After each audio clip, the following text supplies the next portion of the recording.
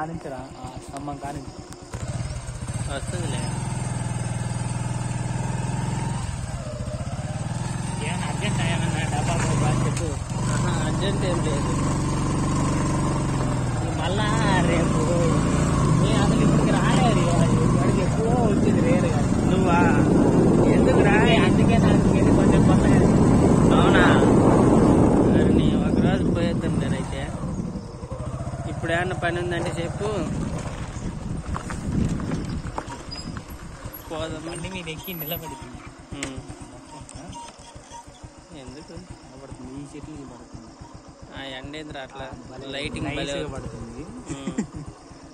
ఏదో స్ట్రైట్గా లైట్ పడినట్టు పడుతుంది, డిస్కో లైట్. ఇది మన జంగంగుంట్ల చెరువు అండి. కాకల చెరువే జంగంగుంట్లోకి ఉపయోగపడింది.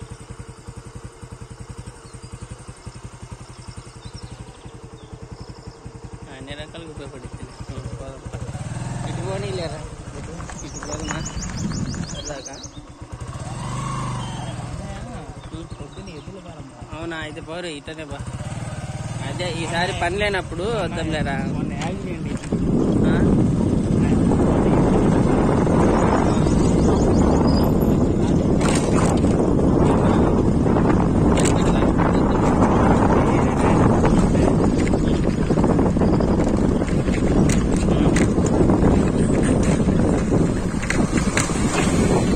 అంటే మామూలుగా ఎద్దులు ఎంతుండే రేటు?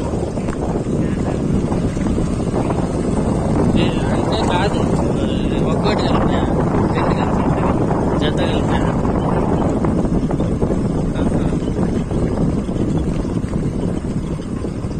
జత 2 లక్షలు, 1,50,000 పలికిద్దా?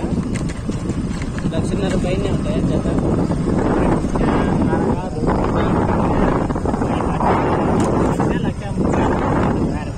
అవునా?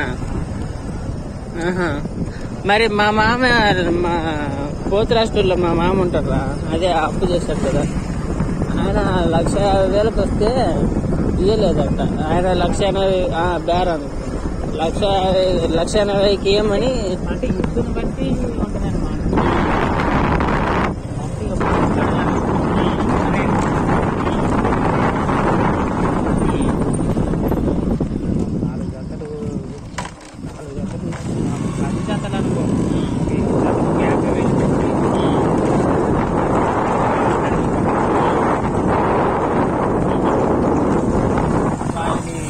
వాటిని మేపుకోవాలి.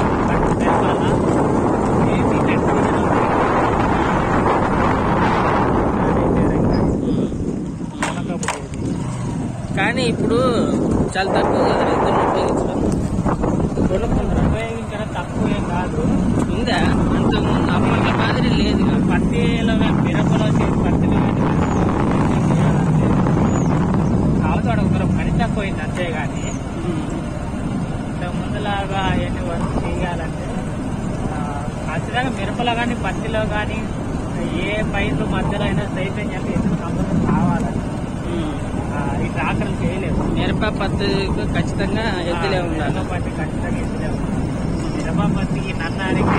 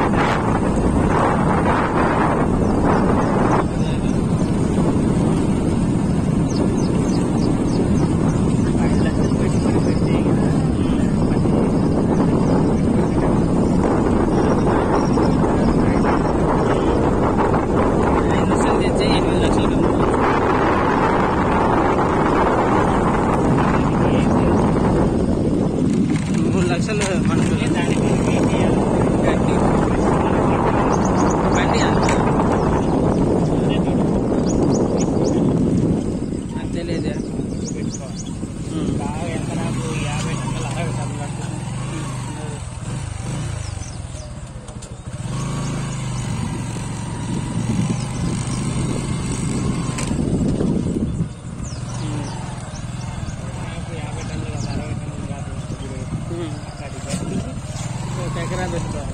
ఎకరా పెట్టుకుంటే